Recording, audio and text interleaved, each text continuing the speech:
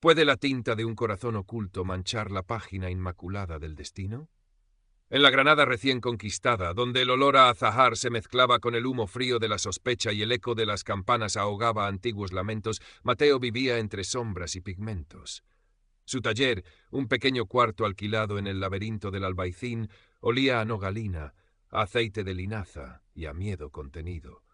Cada trazo de su pincel, cada letra que su pluma dibujaba sobre el pergamino, era un acto de desafío y de supervivencia. Era un artista, un iluminador de manuscritos cuya habilidad murmuraban algunos entendidos, pero cuyo origen era un secreto guardado bajo 7 llaves, un peligro mortal en aquella España de finales del siglo XV que exigía pureza de sangre y fe sin mácula. Una cicatriz casi invisible cerca de su sien, pálido recuerdo de una noche de terror, le recordaba constantemente la fragilidad de su existencia. Vivía por y para Ana, la mujer que lo había criado como a un hijo, cuya tos quebradiza resonaba demasiado a menudo en la quietud del taller, un recordatorio constante de su vulnerabilidad compartida. Su pasado, vestigios de una familia conversa que había perdido todo o había tenido que fingir perderlo, era una sombra que se alargaba con cada nuevo edicto, con cada mirada escrutadora de los vecinos. Un día, la rutina tensa de Granada se vio alterada por la llegada de don Rodrigo Vargas, un funcionario castellano enviado para poner orden y medrar en la nueva provincia, y su hija, Isabel. Don Rodrigo era un hombre tallado en ambición y pragmatismo, su mirada evaluando cada rostro, cada piedra, en busca de oportunidades y amenazas. Isabel, en cambio, poseía una curiosidad vivaz que chocaba con la rigidez paterna. Sus ojos oscuros absorbían la luz vibrante de la ciudad, la complejidad de sus calles, sintiendo a la vez la maravilla y el peso de un futuro que su padre ya planeaba, un matrimonio ventajoso que consolidara su posición. Cerca de ellos, discreto pero omnipresente, Fray Bernardo, el confesor de la familia, observaba todo con una serenidad que a Mateo le helaba la sangre. El destino, o quizás la simple casualidad que teje los hilos de la vida, hizo que Isabel se detuviera ante el modesto puesto de maese Alonso, un comerciante de libros y curiosidades. Allí, entre volúmenes encuadernados en cuero y objetos de dudoso valor, vio un pequeño pergamino iluminado. Era un detalle arquitectónico, un arco de herradura de intrincada geometría, trazado con una precisión y una sensibilidad que la dejaron sin aliento. Había una nostalgia en él, una belleza prohibida que parecía susurrar historias de otro tiempo. «¿Quién ha hecho esto?», preguntó, su voz apenas un murmullo. Maese Alonso, encogiéndose de hombros, señaló vagamente hacia las callejuelas del Albaicín. Un joven, Mateo, vive por allí arriba, talentoso pero reservado. Aquella palabra, reservado, encendió aún más la curiosidad de Isabel. No era solo la habilidad, era el misterio que emanaba de aquel trazo. Decidió que debía conocer al artista. Encontrar a Mateo no fue fácil. El Albaicín era un dédalo diseñado para perderse, y el taller del artista parecía rehuir la luz del día. Cuando finalmente Isabel dio con la puerta desvencijada, dudó un instante. ¿Qué esperaba encontrar? Llamó suavemente. La puerta se abrió apenas, revelando un rostro joven pero marcado por una cautela profunda. Eran los ojos del artista, oscuros, inteligentes, pero velados por la desconfianza. «¿Qué deseáis?», preguntó Mateo, su voz neutra, casi fría. Isabel, sintiéndose torpe de repente, balbuceó algo sobre el pergamino que había visto, sobre su admiración por el trabajo.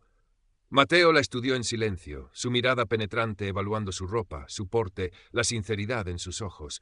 «Es solo mi oficio», dijo finalmente, sin invitarla a pasar. «Si necesitáis algo, hablad con maese Alonso». E hizo ademán de cerrar la puerta. Pero Isabel, impulsada por una fuerza que no comprendía del todo, puso una mano en la madera. «No, esperad. Me gustaría encargaros algo personal». Mateo arqueó una ceja. «¿Personal? ¿Una dama como vos?». Isabel asintió, ruborizándose ligeramente. Un pequeño libro de horas, con ilustraciones de flores granadinas. La mención de las flores pareció suavizar mínimamente la expresión de Mateo. Quizás le recordó algo perdido, o quizás simplemente vio la posibilidad de un encargo bien pagado. Tras una larga pausa, asintió brevemente. «Volved en una semana. Hablaremos de detalles y precio».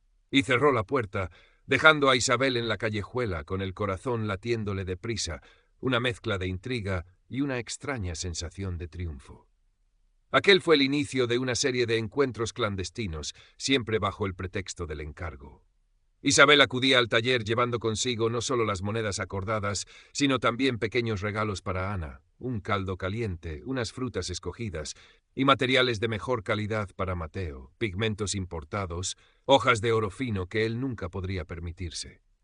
Poco a poco, la reserva de Mateo comenzó a resquebrajarse ante la persistencia amable y la inteligencia evidente de Isabel. Hablaban de arte, de libros prohibidos que ella conseguía a través de su tutor, de la belleza melancólica de la ciudad que ambos amaban desde perspectivas tan diferentes.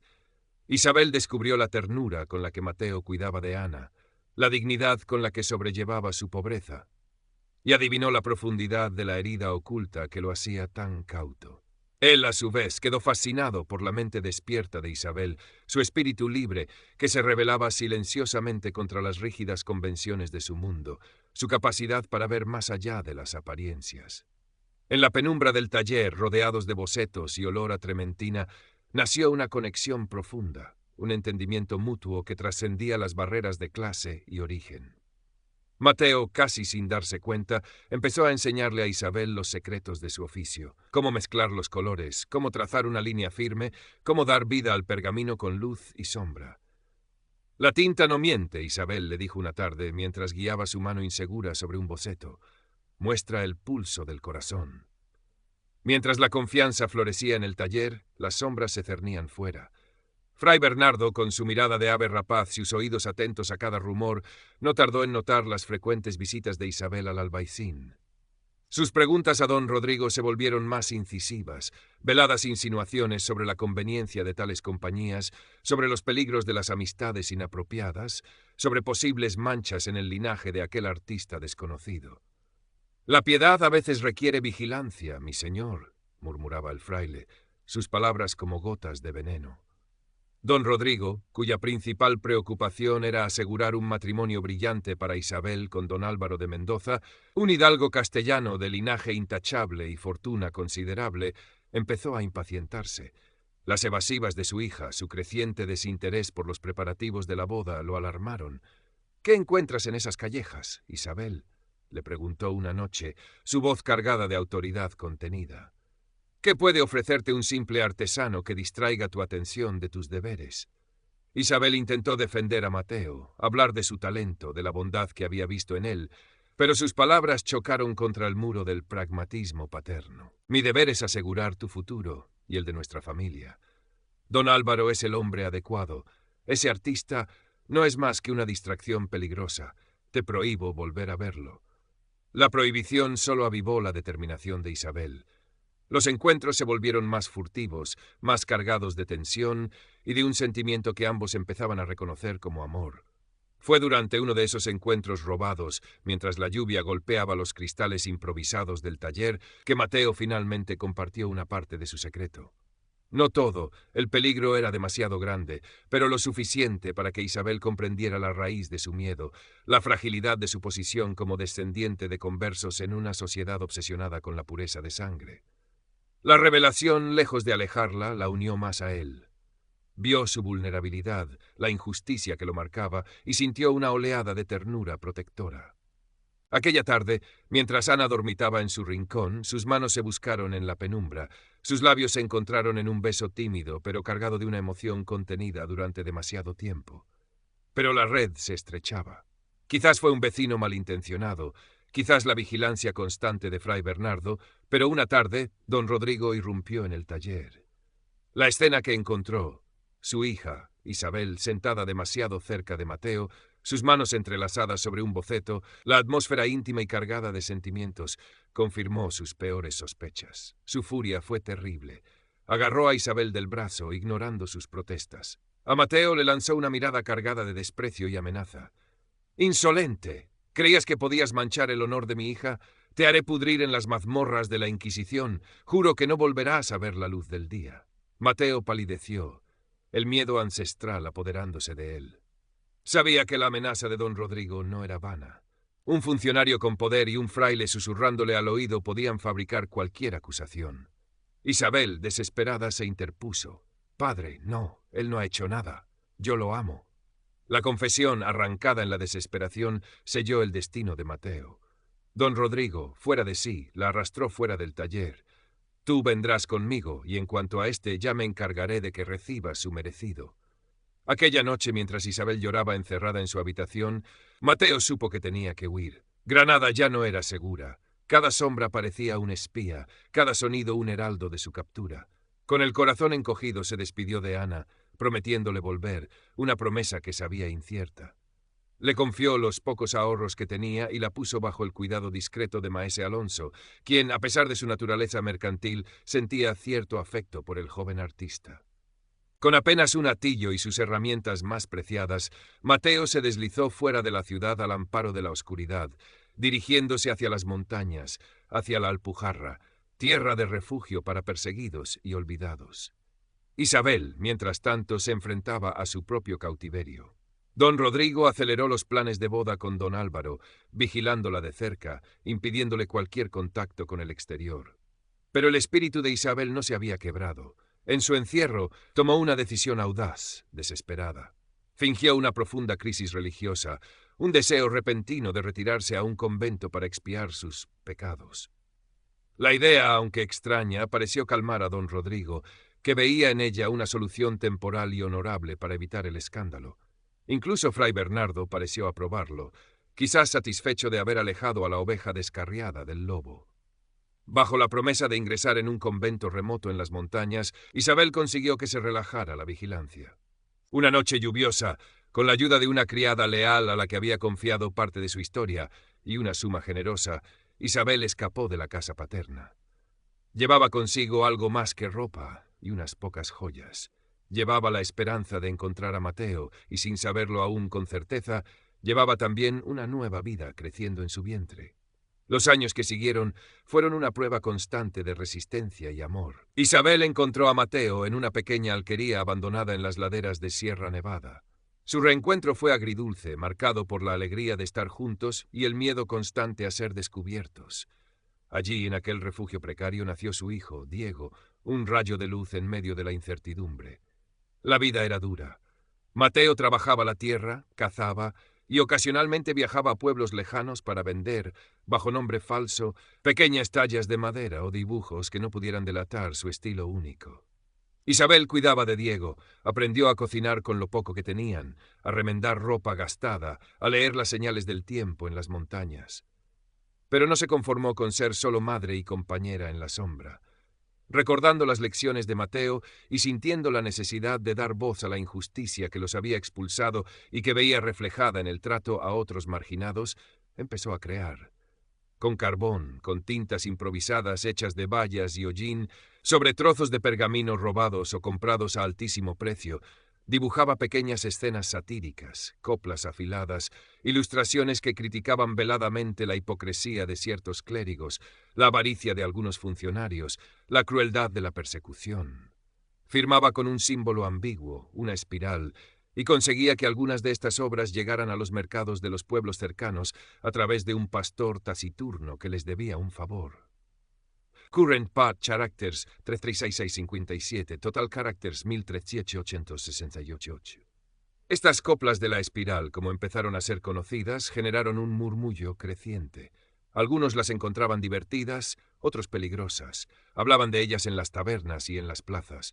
Llegaron incluso a oídos de las autoridades en Granada, que las consideraron una molestia anónima, un síntoma del descontento latente en la región, pero sin poder identificar al autor. Para Isabel, era una forma de luchar, de mantener viva su inteligencia y su espíritu crítico, una conexión peligrosa pero vital con el mundo que les había sido negado. Mateo contemplaba su trabajo con una mezcla de orgullo y temor. Admiraba su valentía, la agudeza de su ingenio, pero temía que aquella audacia atrajera la atención equivocada. ¿No es demasiado arriesgado, Isabel?, le preguntaba a veces, mirando los dibujos que ella escondía cuidadosamente. Si callamos, ganan ellos. Respondía ella con una firmeza tranquila que lo desarmaba. Nuestra tinta también puede ser un arma, Mateo, una pequeña verdad en medio de tanta mentira. Durante aquellos años recibieron la noticia, tardía y dolorosa, de la muerte de Ana. Mateo lloró en silencio, sintiendo el peso de la culpa por no haber estado a su lado, una herida más en su corazón ya marcado. Isabel lo consoló, compartiendo su dolor, fortaleciendo aún más el lazo que los unía contra el mundo. Vivían al día. amándose con la intensidad de quienes saben que cada momento juntos es un regalo robado, criando a Diego en el amor y la cautela, enseñándole a leer en libros viejos y a dibujar con palitos en la tierra. Fueron años de penuria, de miedo constante, pero también de una profunda conexión familiar forjada en la adversidad. Habían pasado casi 7 años desde su huida de Granada. Diego era un niño despierto y curioso, adaptado a la vida montaraz, aunque a veces preguntaba por la ciudad luminosa de la que sus padres hablaban en susurros. Un día, el pastor que servía de enlace con el mundo exterior trajo noticias alarmantes de Granada. Don Rodrigo Vargas había caído en desgracia. Las intrigas políticas siempre presentes en la ciudad se habían vuelto contra él. Sus rivales lo acusaban de malversación, de negligencia, incluso de tener simpatías ocultas hacia los moriscos, utilizando como pretexto su gestión en ciertos asuntos y, quizás irónicamente, el clima de descontento que las coplas de la Espiral de Isabel habían ayudado a visibilizar, aunque nadie sospechara la conexión. Don Rodrigo enfrentaba un juicio inminente, la confiscación de sus bienes, la ruina total de su carrera y su honor. La noticia golpeó a Mateo e Isabel como un rayo. El hombre que los había perseguido, que había amenazado a Mateo de muerte, estaba ahora a merced de sus propios enemigos. La primera reacción de Mateo fue una amarga satisfacción, pero al ver la angustia en los ojos de Isabel, comprendió que la situación era más compleja. Era su padre, a pesar de todo. Y la caída de don Rodrigo, por injusta que pareciera la ironía, también ponía en peligro cualquier remota posibilidad de un futuro más seguro para Diego. «¿Qué hacemos, Mateo?», preguntó Isabel, la voz quebrada. Permanecer ocultos era lo seguro. Pero dejar que don Rodrigo fuera destruido por acusaciones posiblemente falsas, sabiendo que ellos mismos habían sufrido la injusticia. Mateo miró a su hijo, que jugaba ajeno a la tormenta que se cernía sobre ellos. Miró a Isabel, su compañera valiente, cuya propia tinta había desafiado el poder. Tomó una decisión, la más arriesgada de su vida. «Iré a Granada», dijo, su voz firme a pesar del temblor interior. «No podemos dejar que lo destruyan así. Quizás pueda ayudar». Isabel quiso disuadirlo. El peligro era inmenso. Volver a Granada era meterse en la boca del lobo. Pero vio la determinación en los ojos de Mateo, una mezcla de deber retorcido hacia el padre de su amada y la necesidad de proteger el futuro de su hijo. «Iré contigo», dijo ella entonces. «No te dejaré ir solo». Mateo intentó negarse, pero la firmeza de Isabel era inquebrantable. «Diego se quedará con el pastor y su mujer, son de confianza, pero tú y yo enfrentaremos esto juntos, como siempre». Dejaron a Diego con el corazón encogido, prometiéndole volver pronto, y emprendieron el peligroso viaje de regreso a la ciudad que los había expulsado.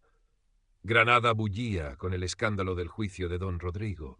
Mateo e Isabel se movieron con extrema cautela, buscando refugio en los barrios más humildes, utilizando los pocos contactos que maese Alonso aún conservaba. Mateo, disfrazado, empezó a indagar, a escuchar rumores, a buscar información sobre las acusaciones contra su suegro. Descubrió que la principal prueba contra don Rodrigo era una serie de cartas supuestamente comprometedoras que lo vinculaban a una red de contrabando y a líderes moriscos rebeldes. Consiguió, a través de un antiguo aprendiz de maese Alonso, que ahora trabajaba en los archivos de la Chancillería, echar un vistazo a una copia de una de esas cartas. Su ojo experto, acostumbrado a analizar cada trazo, cada curva de la pluma, detectó algo extraño. La caligrafía imitaba la de don Rodrigo, pero carecía de su fluidez natural. Había una rigidez, una vacilación casi imperceptible en ciertos giros.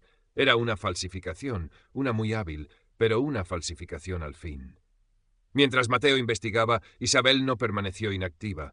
Recordó los rostros, los nombres susurrados en las coplas que había dibujado, los pequeños abusos de poder que había denunciado anónimamente. Empezó a buscar conexiones, a preguntar discretamente en los mercados, en las fuentes, utilizando la red invisible de información que existía entre los descontentos y los marginados. Descubrió que uno de los principales acusadores de su padre, un regidor llamado Velázquez, era conocido por su crueldad y por haberse enriquecido a costa de confiscar bienes a conversos y moriscos bajo falsos pretextos. Sospechó que él podría estar detrás de la conspiración. El día del juicio final de don Rodrigo llegó. La sala de la Chancillería estaba abarrotada. Don Rodrigo, pálido y abatido, escuchaba las acusaciones con la cabeza gacha. Sus defensores parecían incapaces de refutar las pruebas presentadas, especialmente las cartas incriminatorias. El regidor Velázquez sonreía con suficiencia. Fray Bernardo estaba presente, su rostro impasible. Mateo e Isabel observaban desde el fondo, mezclados con la multitud, sintiendo la tensión en el aire. Cuando el fiscal pidió la condena, Mateo supo que era el momento. Respiró hondo, apretó la mano de Isabel y avanzó entre la multitud. Un momento. Tengo pruebas que demuestran la falsedad de esas acusaciones. El silencio cayó sobre la sala. Todas las miradas se volvieron hacia aquel hombre desconocido, vestido con ropas humildes, pero con una dignidad inesperada. El presidente del tribunal, frunciendo el ceño, preguntó: «¿Quién sois vos y qué pruebas pretendéis presentar?» Mateo avanzó hasta quedar frente al estrado. «Mi nombre es Mateo. Fui artista en esta ciudad hace años y soy experto en caligrafía y documentos». Sacó de su bolso una pequeña lupa y pidió ver las cartas originales presentadas como prueba. El fiscal protestó, pero la curiosidad del tribunal pudo más. Examinó las cartas detenidamente bajo la atenta mirada de todos. Luego pidió permiso para acercarse a don Rodrigo y solicitarle que escribiera unas líneas en un pergamino nuevo. Comparó ambos escritos. «Señorías», dijo con voz clara y firme, «esta caligrafía», señaló las cartas, «es una imitación hábil, pero carece de la presión y el flujo natural de la mano de don Rodrigo Vargas. Observen aquí la inclinación de la T, la ligadura entre la S y la P. Son inconsistentes, son obra de un falsificador». Luego se volvió hacia el regidor Velázquez. Un falsificador que casualmente se beneficiaría enormemente de la caída de don Rodrigo. Velázquez palideció visiblemente, empezando a farfullar protestas. La sala era un hervidero de murmullos, pero la intervención de Mateo no había terminado. Hizo una seña a Isabel, que avanzó tímidamente, llevando de la mano a un niño de ojos oscuros y vivaces, Diego. «Y hay más verdad que debe ser conocida», continuó Mateo, su voz resonando ahora con una emoción contenida. «Este hombre, don Rodrigo Vargas, me persiguió hace 7 años. Me amenazó por amar a su hija Isabel, que está aquí presente». El escándalo fue mayúsculo.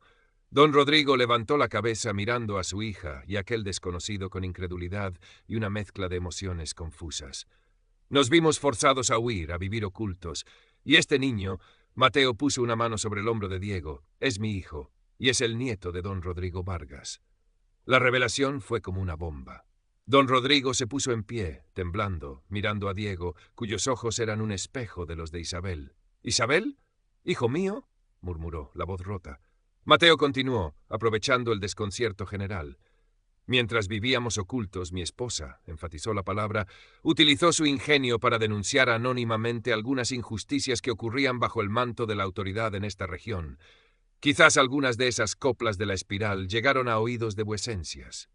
Y quizás, solo quizás, algunas de ellas apuntaban a las actividades ilícitas del regidor Velázquez, dándole un motivo adicional para silenciar a cualquiera que pudiera investigarlo, como don Rodrigo. La conexión era circunstancial, pero sembró la duda. Isabel, con voz temblorosa pero firme, corroboró la historia, hablando de las amenazas de Velázquez que había escuchado en sus indagaciones secretas. La defensa de don Rodrigo, revitalizada, pidió una investigación exhaustiva sobre las cartas y las actividades del regidor Velázquez. El tribunal, ante el giro inesperado de los acontecimientos y la evidente carga emocional de la situación, suspendió la sesión y ordenó nuevas pesquisas. Los días siguientes fueron un torbellino de investigaciones y revelaciones. La pericia caligráfica de Mateo resultó irrefutable. Las indagaciones sobre Velázquez, impulsadas por las sospechas sembradas y la presión de algunos rivales del regidor que vieron su oportunidad, descubrieron pruebas de su corrupción y de su implicación en la falsificación de las cartas. El propio falsificador, un escribano endeudado, confesó bajo presión. La conspiración quedó al descubierto. Don Rodrigo Vargas fue exonerado de los cargos más graves, aunque su reputación había sufrido y su carrera política en Granada estaba probablemente acabada. Velázquez fue arrestado y enfrentó la justicia que él mismo había intentado manipular. Fray Bernardo, cuyo papel en la siembra de sospechas contra Mateo años atrás y su posible conocimiento tácito de las intrigas de Velázquez quedaron en una zona gris, optó por un discreto traslado a un monasterio lejano, desapareciendo de la escena. En medio de este tumulto, se produjo la reunión más difícil y esperada. Don Rodrigo, un hombre quebrado pero liberado de la amenaza inminente, pidió ver a Isabel, a Mateo y a su nieto. Se encontraron en la casa que aún conservaba, ahora silenciosa y despojada de la arrogancia del poder. Don Rodrigo miró a Diego, cuyos ojos curiosos lo observaban sin miedo. Vio en él la juventud de Isabel, la mirada inteligente de Mateo. Se acercó lentamente y se arrodilló ante el niño, una imagen impactante para un hombre de su posición. «Perdóname, niño», murmuró, la voz ahogada por la emoción. Luego se levantó y miró a Isabel y Mateo. «Yo os juzgué mal. Os hice un daño terrible». Sus ojos se llenaron de lágrimas, las primeras que Isabel le veía derramar. «Perseguí a Mateo por orgullo, por miedo a perder mi posición, por escuchar consejos envenenados. Te arrebaté a ti, Isabel, la posibilidad de elegir. Os condené a años de miedo y sufrimiento. Y tú, Mateo, tú, a quien yo quise destruir, has vuelto para salvarme. No hay palabras para expresar mi vergüenza, ni mi gratitud». Isabel, conmovida, se acercó y puso una mano en el brazo de su padre. «Padre, el pasado ha sido doloroso, pero estamos aquí ahora, juntos». Mateo asintió, aunque en su interior la reconciliación era más compleja. Las cicatrices del miedo y la persecución no se borraban fácilmente, pero vio la sinceridad en el arrepentimiento de don Rodrigo y vio la necesidad de paz en los ojos de Isabel y en el futuro de Diego. «Lo importante es el presente, don Rodrigo», dijo Mateo con calma, «y el futuro de este niño». La reconciliación no fue instantánea ni completa, había demasiadas heridas, pero fue un comienzo. Don Rodrigo, utilizando la poca influencia que le quedaba, se aseguró de que Mateo e Isabel no fueran molestados. El origen de Mateo seguía siendo un punto delicado, pero su valentía y su papel en la exoneración de don Rodrigo le habían ganado un respeto inesperado y una cierta protección tácita. Decidieron quedarse en Granada, al menos por un tiempo. La ciudad, que había sido testigo de su amor prohibido, su huida y su regreso triunfal, ahora les ofrecía un futuro incierto pero posible. Mateo reabrió su taller, esta vez no en la sombra temerosa del albaicín, sino en un local más céntrico, bajo la protección discreta de su suegro. Su fama como calígrafo experto y artista sensible creció. Recibía encargos importantes, no solo iluminaciones, sino también retratos y peritajes de documentos. Isabel, aunque ya no necesitaba crear en secreto, siguió dibujando y escribiendo, esta vez firmando con su propio nombre, encontrando su voz como artista y cronista de su tiempo. Diego crecía entre el amor de sus padres y el afecto torpe pero sincero de su abuelo, aprendiendo a navegar entre dos mundos, el del arte y la sensibilidad heredados de sus padres, y el de la compleja sociedad granadina que don Rodrigo intentaba enseñarle a comprender. Diego crecía entre el amor de sus padres y el afecto torpe pero sincero de su abuelo, aprendiendo a navegar entre dos mundos, el del arte y la sensibilidad heredados de sus padres y el de la compleja sociedad granadina que don Rodrigo intentaba enseñarle. A la vida no era idílica. Las miradas curiosas persistían. Los rumores sobre el pasado de Mateo nunca desaparecieron del todo. La sombra de la Inquisición seguía siendo una presencia latente en la España de la época. Pero habían aprendido a vivir con la cautela, a valorar cada día de paz, cada momento de felicidad familiar. Habían demostrado que el amor, la lealtad y el coraje podían abrirse camino incluso en los terrenos más pedregosos. Su historia se convirtió en una leyenda susurrada en Granada, una historia sobre un artista oculto, una dama valiente y un amor que desafió al poder y al prejuicio. Una tarde, mientras el sol teñía de oro la alhambra en la colina de enfrente, Mateo estaba en su taller dibujando. No trabajaba en ningún encargo, simplemente trazaba líneas sobre un pergamino. Isabel entró silenciosamente y se apoyó en su hombro, mirando el dibujo. Era un boceto rápido, lleno de vida. Ella misma y Diego sentados bajo un olivo, riendo. En la esquina, apenas visible, Mateo había dibujado una pequeña espiral, el símbolo que Isabel usaba en sus obras clandestinas. Ella sonrió. «¿Aún la recuerdas?», murmuró. Mateo levantó la vista. Sus ojos encontraron los de ella, llenos de un amor profundo, forjado en el miedo y la esperanza. «Es parte de nosotros, Isabel», respondió él, «como la tinta que corre por nuestras venas, como